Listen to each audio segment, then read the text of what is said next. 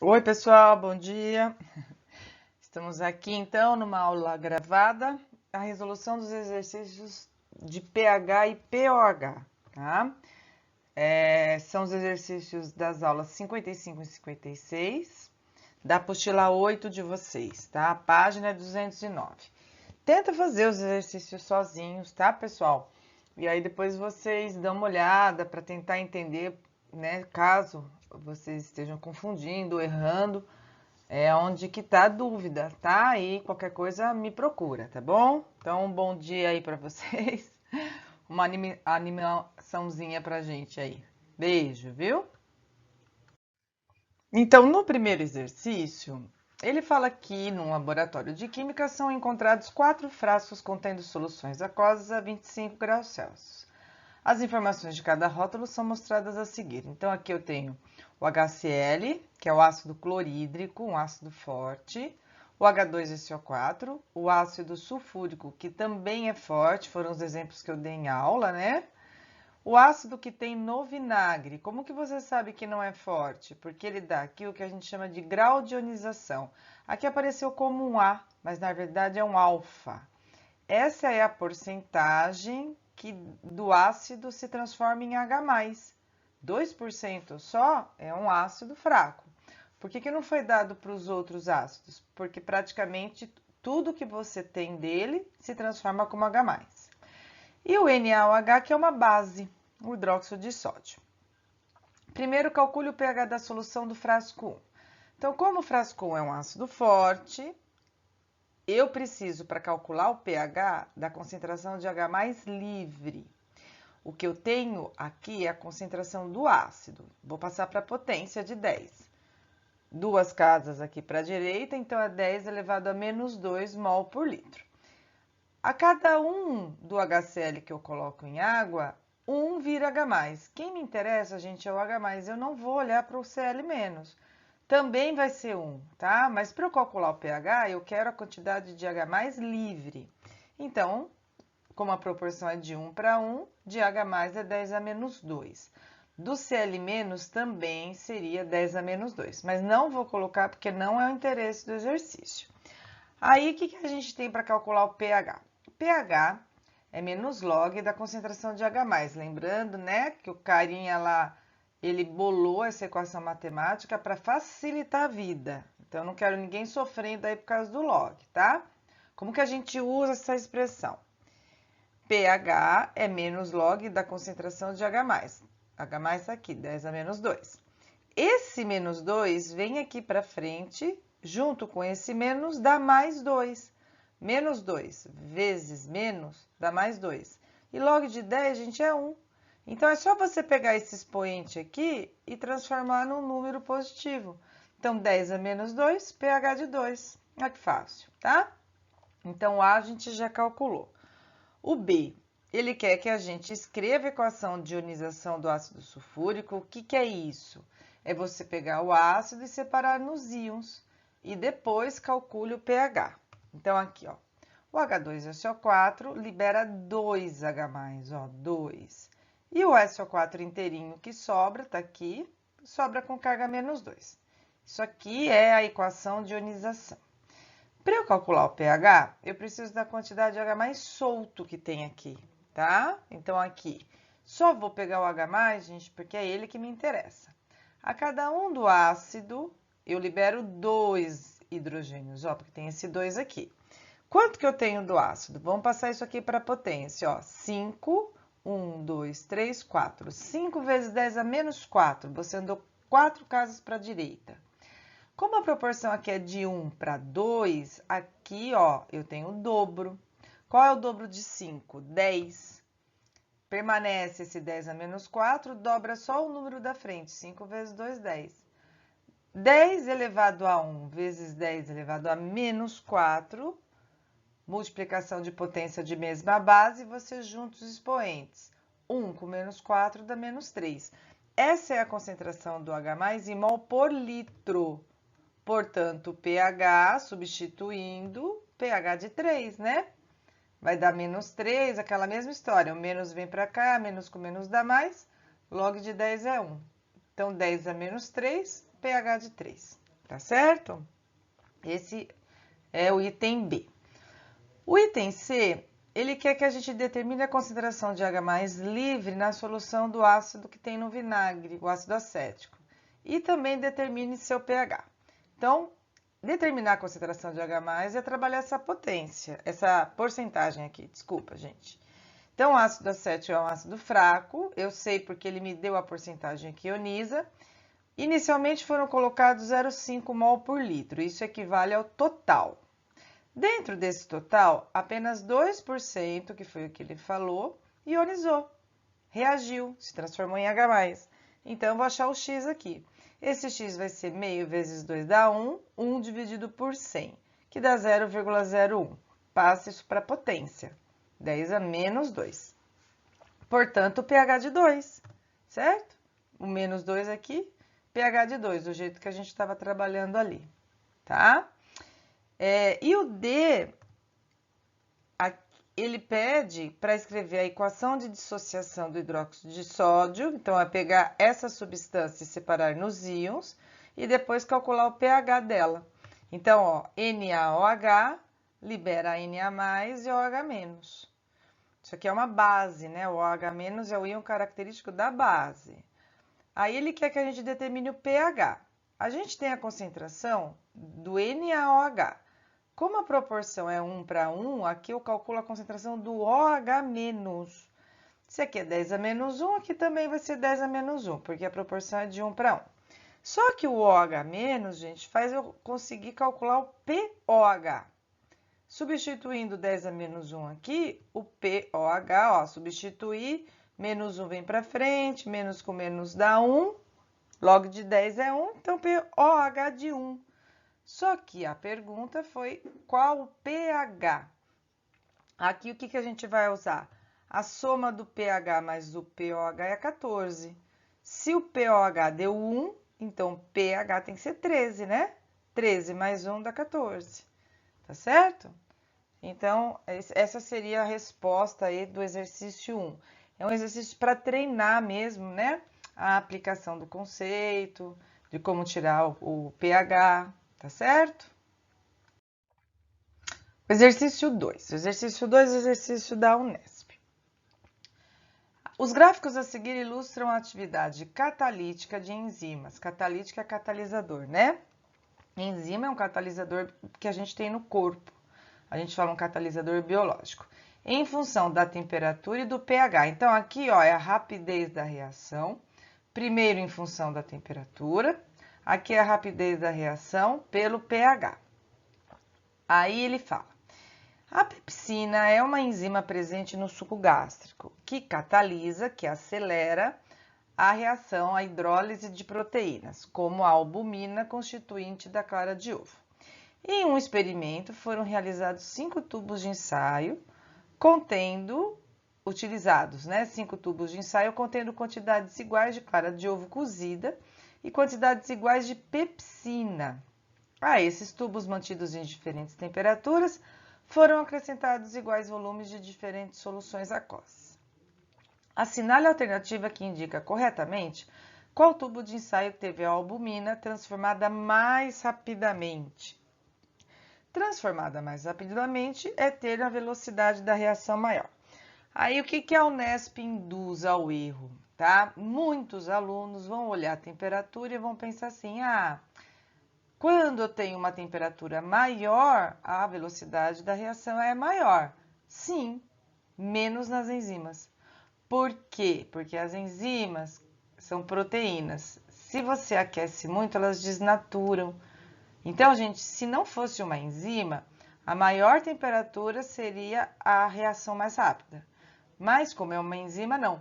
Então, por isso que ele deu esse primeiro gráfico, ó, rapidez da reação em relação à temperatura. O mais rápido é o topo, né? O topo é o gráfico aqui, ó. O mais rápido está aqui no topo. E está aqui no topo, fazendo uma projeção aqui, tem uma temperatura de 40 graus Celsius, né? Muito cuidado com o exercício assim, tá, gente? Então, para finalizar, quando eu aumento a temperatura, eu aumento a velocidade, correto? Cuidado com as enzimas, por quê?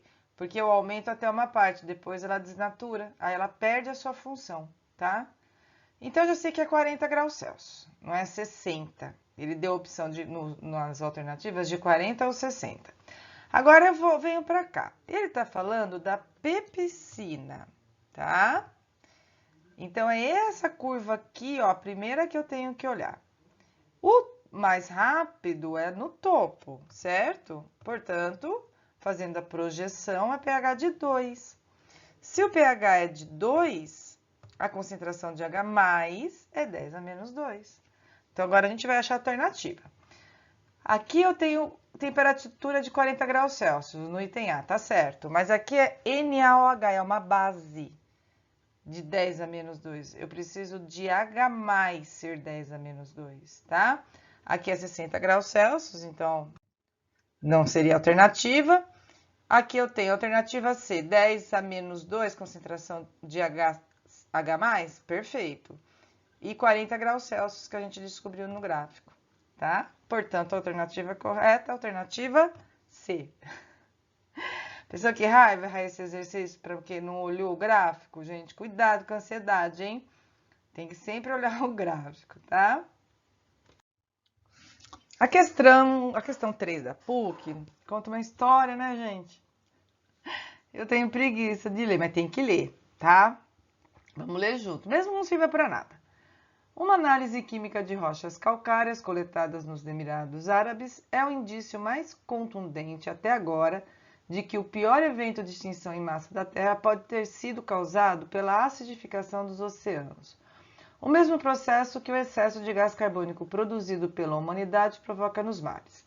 O evento aconteceu há 250 milhões de anos, quando 90% das espécies biológicas foram extintas, especialmente as da vida marinha.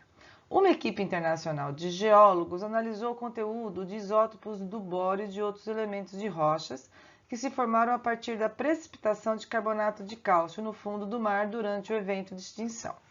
A análise concluiu que durante o período de 5.000 anos, a água do mar chegou a ficar 10 vezes mais ácida devido ao gás carbônico dissolvido, devido a um evento de vulcanismo nos continentes da época. A acidez é letal para diversas criaturas marinhas, pois dificulta a absorção de cálcio. É um textinho, né, que é interessante até para a gente analisar, o que está acontecendo hoje no mundo, mas falando, né, que aumentou a acidez. Agora vamos ver o que ele quer. A água do mar atualmente possui um pH igual a aproximadamente 8. Esse símbolo aqui é de aproximadamente. Segundo o texto, ao ficar 10 vezes mais ácida devido ao gás carbônico dissolvido, qual seria a concentração de H+ e a que a água do mar chegou? E qual era o valor do pH? Demonstre seus cálculos. Esses seus cálculos, gente, não é que ele quer ver como você faz a conta. Ele quer saber de onde sai a resposta, tá? Então, pH 8 equivale à concentração de 10 a menos 8 mol por litro. Sempre que ele fala em ficar mais ácida ou ficar mais básica, você tem que pegar, no caso, ficar mais ácida, você tem que pegar a concentração de H+ e multiplicar pelo valor que ele está falando. Se ficou 10 vezes, vezes 10. Se ficou 100 vezes, vezes 100. Se ele falar mais básica, você vai pegar o OH- e fazer a mesma ideia, tá? Como aqui é ácida, então eu vou pegar o H+, vezes 10. 10 a menos 8 vezes 10 elevado a 1, 10 a menos 7, né? Ó, menos 8 vezes 10 elevado a 1, 1 com menos 8, menos 7. Então, a concentração de H+ é 10 a menos 7. Portanto, o pH é 7. Então, uma coisa que a gente observa, ó, você ter uma escala de pH de 1 equivale a 10 vezes, né? Quando eu multiplico por 10, ficou mais ácido, o pH diminuiu em uma unidade. Se fosse 100 vezes, ia diminuir em 2 unidades, tá? O exercício 5. O exercício 5, ele fala que as frutas em calda são produtos pasteurizados. Com base no pH, é possível prever o aparecimento de certos micro-organismos em um determinado produto. Após o equilíbrio entre a calda e as frutas, o pH deve ser menor que 4,5.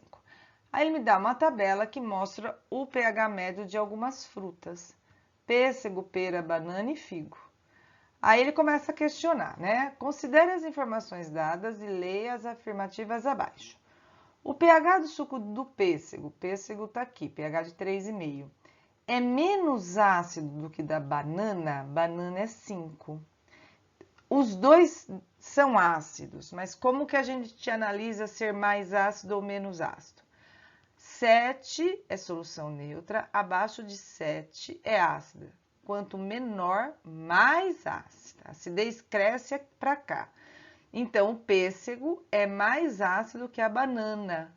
3,5 é menor que 5, é mais ácido. Ele está falando que é menos. Então, falso. Uma carinha triste aí. A concentração hidrogeniônica. Hidrogeniônica é a quantidade de H+. Do suco de figo é 0,6. Olha o que ele faz para confundir, né? O que significa pH de 6, gente? Significa que tem concentração de H+, 10 a menos 6. Esse valor aqui, tirando a potência, é 1, 2, 3, 4, 5, aí vem 1. Essa é a concentração, não 0,6, tá? Então, também o 2 é falso. Com isso, já acertei o exercício. Gente, é isso que eu quero que vocês consigam fazer em exercício teste. Ó, eu já sei que o 1 e o 2 são falsos, certo? Então, o A não pode ser, aqui tem o 2 não pode ser, aqui tem o 1 não pode ser. Já sei que é a B. Feliz, vou assinalar e já vou pro próximo, tá? Mas vou mostrar para vocês por que a 3 e a 4 estão corretas. O suco de pera é 10 vezes mais ácido do que de laranja. A gente acabou de ver que ser 10 vezes é variar o pH em uma unidade. Então, vamos comparar a pera com a banana. A pera é 4, a banana é 5. Tá certo. A pera é mais ácida que a banana. Como variou em uma unidade de pH, significa 10 vezes. O pOH do suco de figo é igual a 8. Se eu tenho pH, que é 6, mais o pOH, tem que dar 14, né? Se aqui é 6, aqui tem que ser 8. 8 com 6 tem que dar 14. Sempre somando pH com pOH, tem que dar 14. Então, tá correta também, mas já sabia, né, gente? Tá certo? Agora, pra gente finalizar, o exercício da Fufu, que de química mesmo não tem nada, tá, gente? É uma análise de um quadro. A gente não faz nenhum cálculo, a gente não faz nenhum tipo de análise química nesse exercício, tá? Ele veio dentro da prova de química, mas ele é interdisciplinar. Então, você precisa entender no texto o que ele quer. Dependendo do pH do solo, os nutrientes nele existentes podem sofrer transformações químicas que dificultam sua absorção pelas plantas. Então, esse quadro, ele está colocando transformações químicas que é ruim para a planta, que dificulta a absorção pelas plantas. O quadro mostra algumas dessas transformações em função do pH do solo. Então, o fósforo, por exemplo, até pH 6, ó, tem que entender esse gráfico, tá? Até pH 6 é ruim por quê? Ah, Arles, como que você sabe que é ruim? Porque ele está falando que dificulta a sua absorção pelas plantas. É ruim porque tem formação de fosfatos de ferro e de alumínio que são pouco solúveis em água. Então, nessa faixa é ruim para o fósforo. Acima de pH 8 também, porque há a formação de fosfatos de cálcio pouco solúveis em água. Então, aqui é ruim por causa da formação disso e aqui é ruim por causa dessa formação. Então, o pH do solo ideal para absorver fósforo é entre 6 e 8. Tá? É isso que ele pede, ó. Para que o solo possa fornecer todos os elementos citados na tabela, o seu pH deverá estar entre quais valores? Para o fósforo, entre 6 e 8, mas o magnésio, aqui não tem nada de ruim, acima de 8 já tem. Formação de carbonatos pouco solúveis, então a gente está nessa faixa aqui ainda. O nitrogênio é ruim até pH de 6, redução dos íons de nitrato a íons amônio, isso é prejudicial, para cá não tem problema. E o zinco é prejudicial acima de 7, que é a formação de hidróxidos pouco solúveis em água. Então, o que você tem que analisar? A faixa que eu consigo colocar todos os nutrientes é entre 6 e 7, porque no caso do zinco, acima de 7 já fica ruim por causa da formação dessas substâncias. Então, o pH que eu consigo pegar todos os 4, sem nenhum problema, é entre 6 e 7, tá? Que seria a alternativa C. Tá bom, pessoal? Então, um beijo, bom estudo para vocês. Qualquer dúvida, me procurem. Obrigadinha aí pela atenção, tá bom, pessoal? Beijão, então.